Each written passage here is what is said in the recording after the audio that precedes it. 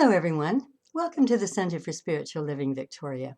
My name is Carrie Hunter, and I'm the spiritual director of the center. It's lovely to have you here with us today online.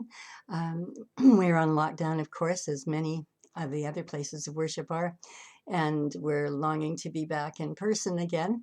However, this is recorded, and if you wish to join us live on Zoom on Sundays, that's possible as well, because we are doing our Zoom services beginning at 10 a.m. with a meditation and at 10:30 with our service. So we welcome you wherever you happen to be, as you're watching this today.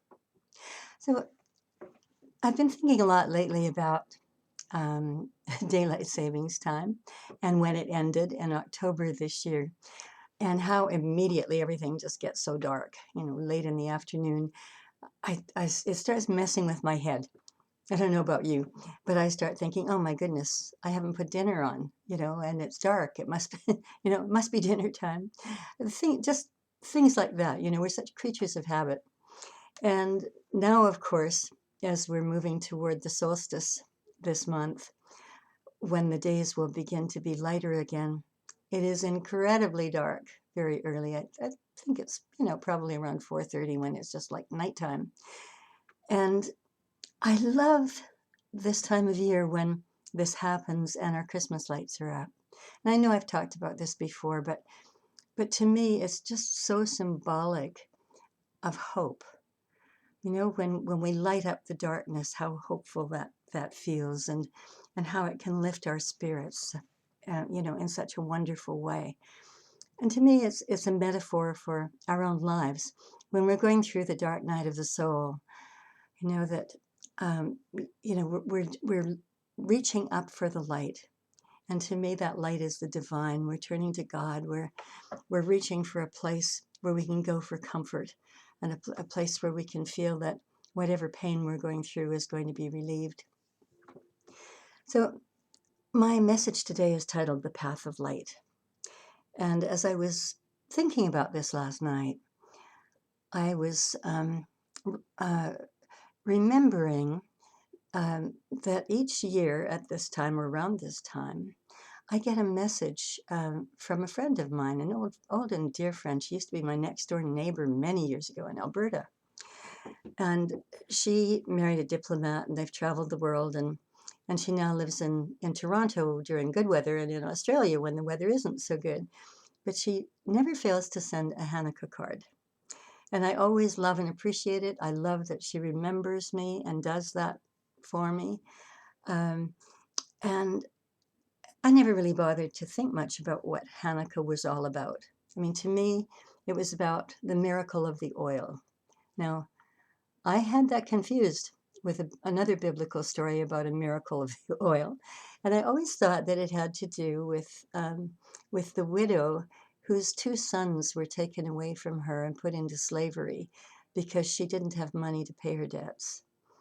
And Elijah said to her that she had to have faith, and said that she should take the one lamp of oil that she had, and that she should borrow vessels from all of her neighbors, and she should start pouring the oil into each of those vessels. And so she did that. Being a woman of faith, she did that.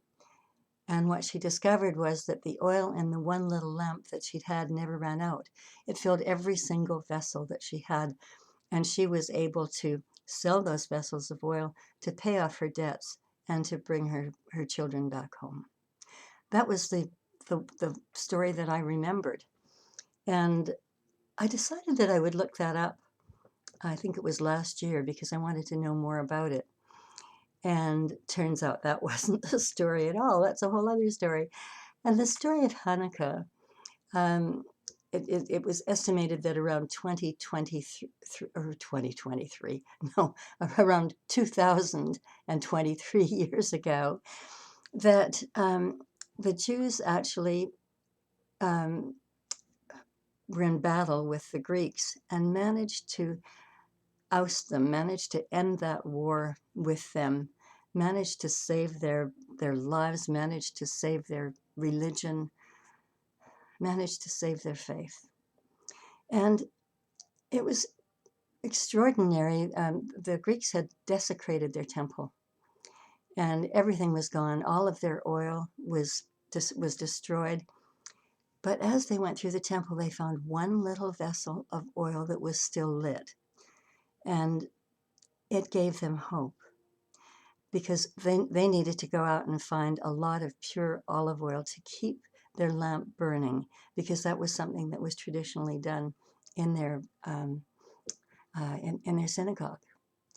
And so they were distraught because there was just this one little vessel of oil. But the thing is that that vessel of oil didn't run out. It burned for 8 days, and it allowed the rabbi and his people to go out and to find pure olive oil, which they could then burn, and restore the symbol of their faith, the symbol of light, the symbol of God in their lives. And I love that story. And one of the things I didn't know, I don't know whether you do or not, is that I didn't know that you could burn pure olive oil in a lamp.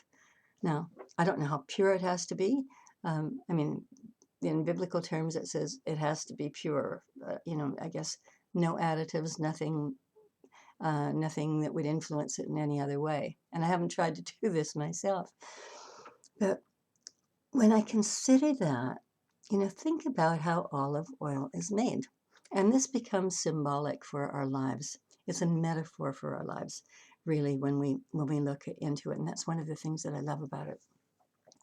In order to make pure olive oil, the olives have to be pressed down and beaten and really compressed in a serious way, so that the oil will be released and can be claimed.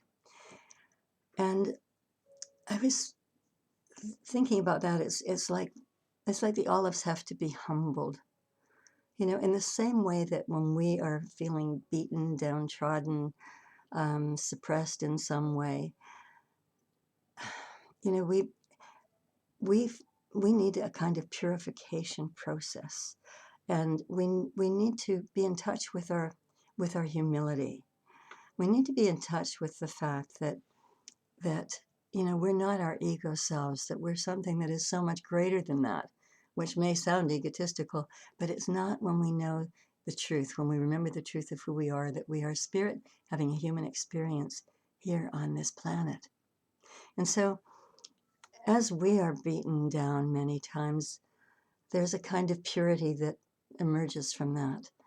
We have to take stock of ourselves. We have to think about our own trials and tribulations, about how they came to us, about what was our role in them, what can we do to be better at what we do. It's a time to really reflect upon those things.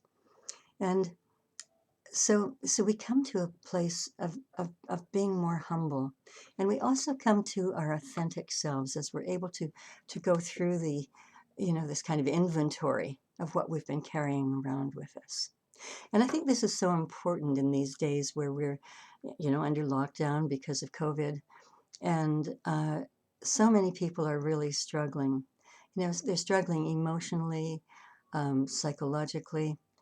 And many people are struggling with the pain of knowing friends and loved ones who have the COVID disease, who have had it, who have passed from it, and really, really in a lot of pain, really feeling a great deal of grief right now.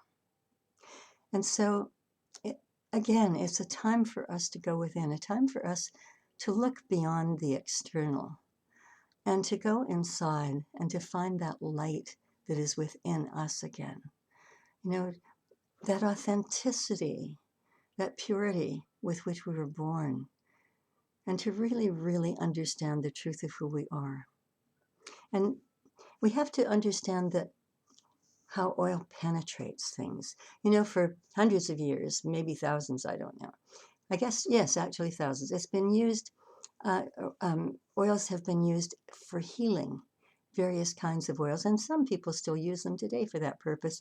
And when you put oil on the skin, it doesn't just sit on top of the skin, it is absorbed into the tissue. It penetrates very deeply. And So if we look at that again as a metaphor, you know, when we start becoming more of our authentic selves, then this light that is within us is something that we become aware of. Become aware that we have been penetrated by the divine. And in that same way, we can give our love and compassion to others who are in need of it.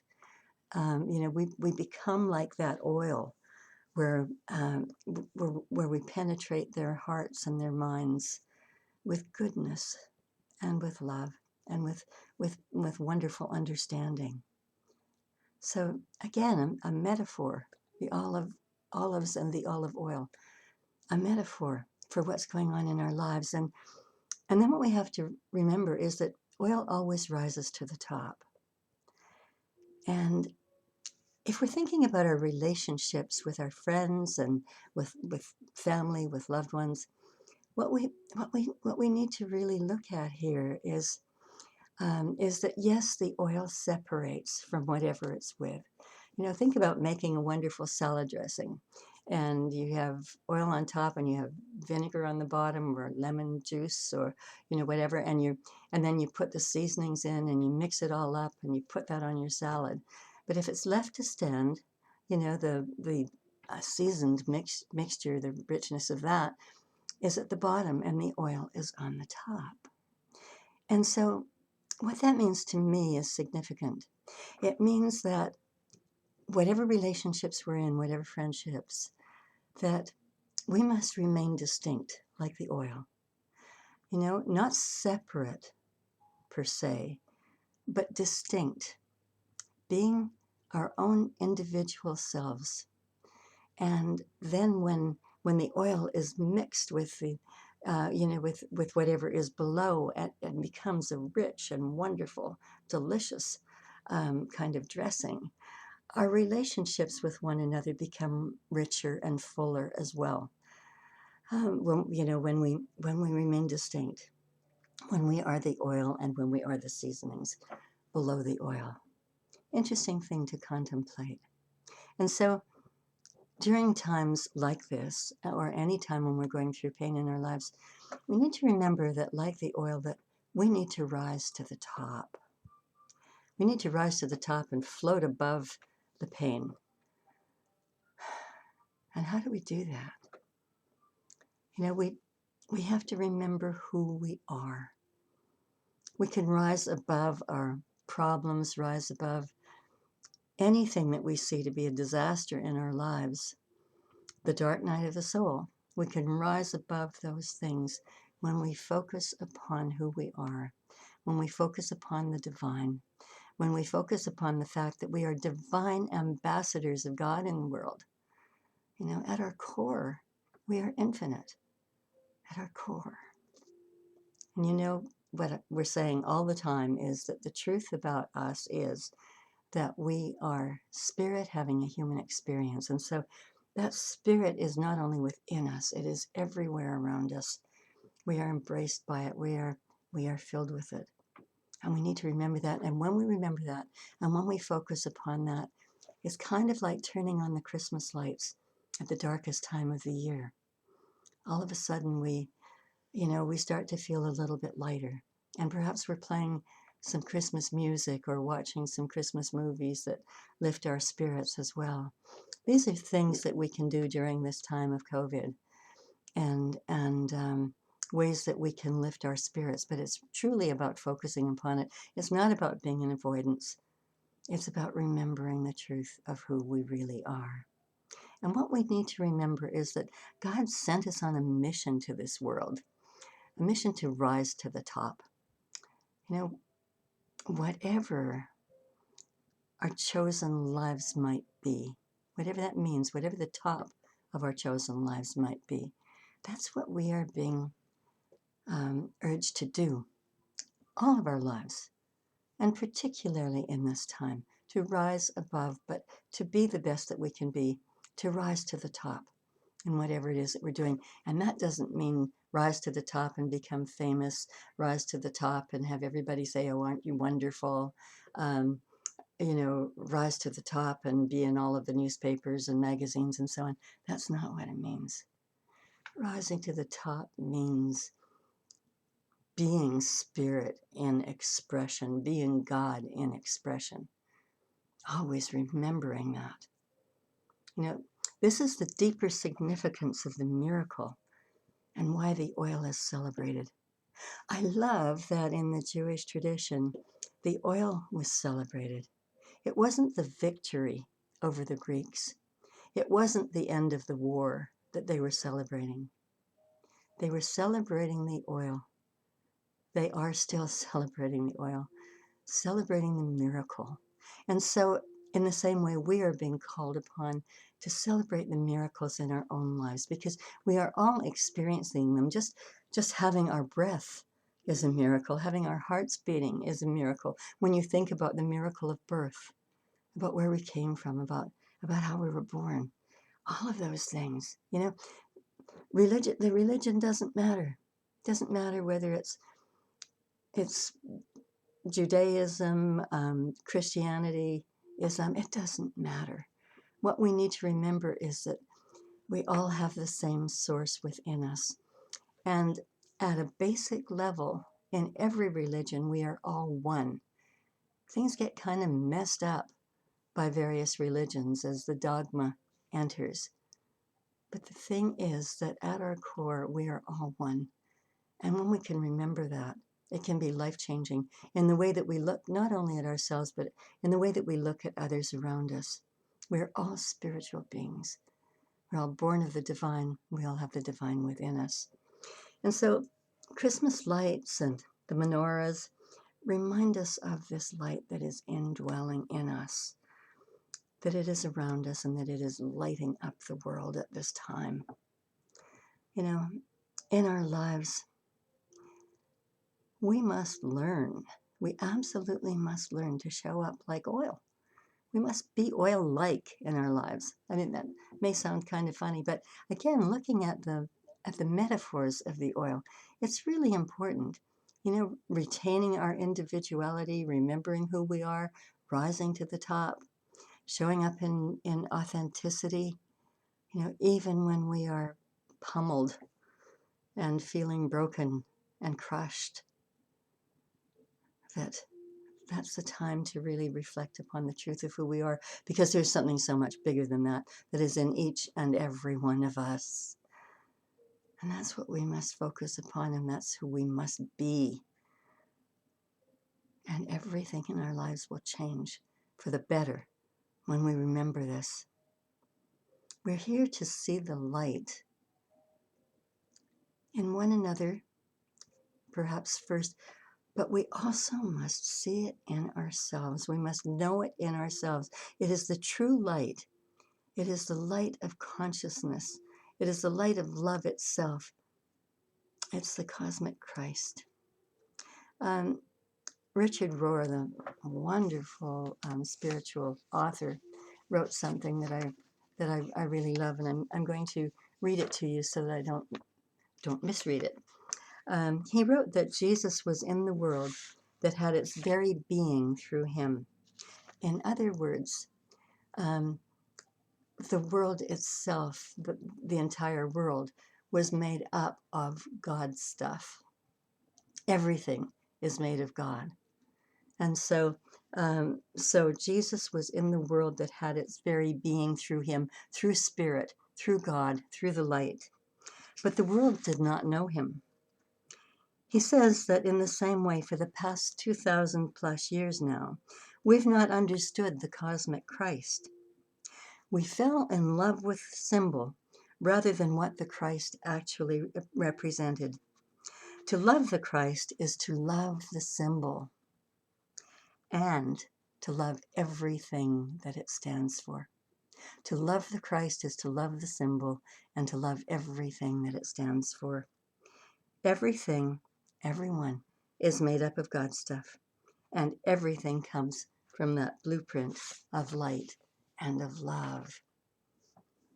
If we can think on those words, if we can absorb them in the way that our bodies would absorb oil, our lives become so much richer, and our troubles become so small and so insignificant, because we start to realize the magnificence of who we are. And so at this time of year, right here and right now, as we're on the second Sunday of Advent, let us know the true meaning, not to be distant from it, not to be as distant as the farthest star.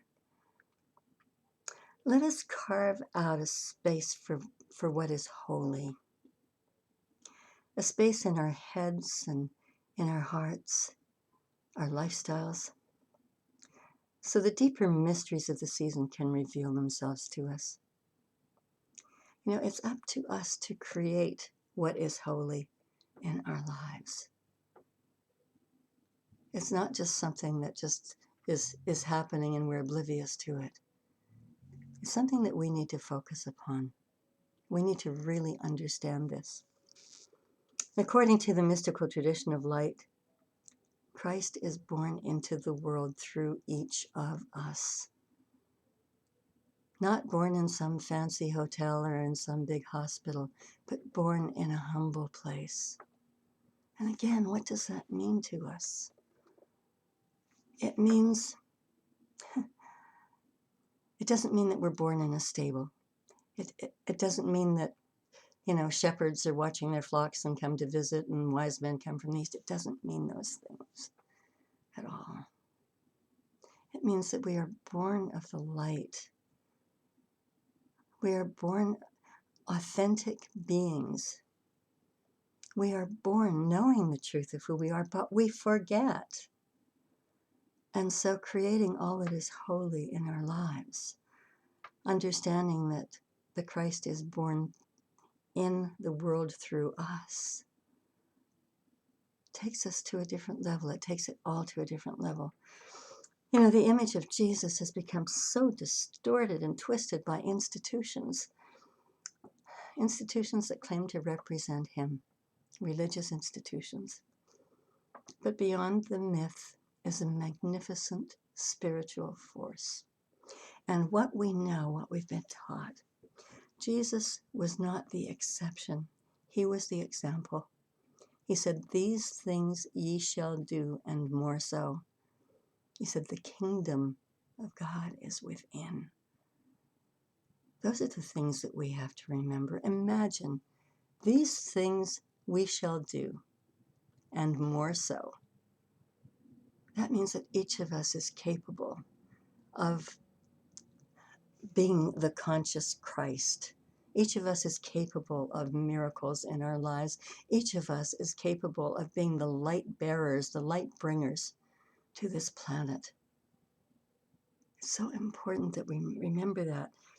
Beyond the nativity scenes and all of the hoopla lies one important thing: the hope that we might yet become, while still on this earth, who we truly are, each a part of the path of light. When we get this, everything shifts. I used to say, when we understand this, the lion will lie down with the lamb, and there will be peace on earth. But more and more these days, people are sending me beautiful videos of animals that typically were considered to be enemies that are just loving one another. They're embracing one another. They're affectionate with one another. They've got it. They got it long before we have. And maybe that's because they don't think everything to death. Maybe because everything comes to them through a natural instinct. It is our natural instinct to love one another. It is our natural instinct to love people everywhere, of every religious persuasion, of every ethnicity, of every culture. That's what is in us. That's what is inborn in us. And so it's up to us now to start manifesting that, to truly, truly be the truth of who we are, to be that love, that compassion, that path of light on the earth. And when we do, there will indeed be peace on this planet. Isn't it worth working for? Isn't it worth loving for? Isn't it worth remembering always who we are and who each of our neighbors is, who every person on this planet is? And so it is. God bless you all. Have a wonderful, wonderful week. I pray that you find joy as we approach Christmas. It's getting very close now, and it's going to look different for all of us this year. But let us find the blessings in it. Let us find the hope in it. Let us find the love in it. Thank you for sharing your love and your generosity with us. You know, you continue to make donations to us through PayPal on our website, cslvictoria.org, and through the mail and through e-transfers. We are so grateful for this. You know, you keep our center going all year round. It's your contributions that make that happen, not contributions from anywhere else. And it's the same with most of the churches on this planet. They rely upon the donations from their congregants. I am so grateful for you. I'm so grateful for all that you do. I'm so grateful for what you give to us. I'm so grateful for the love and the compassion that you are, for the expressions of God's stuff that you bring into the world, for the light that you are. I just say thank you. I bless you many times over, knowing that you feel that blessing and that those blessings are made manifest in your life. Thanks for tuning in today. Look forward to seeing you again next week. My love to all of you and virtual hugs to everyone. And so it is. Bye for now.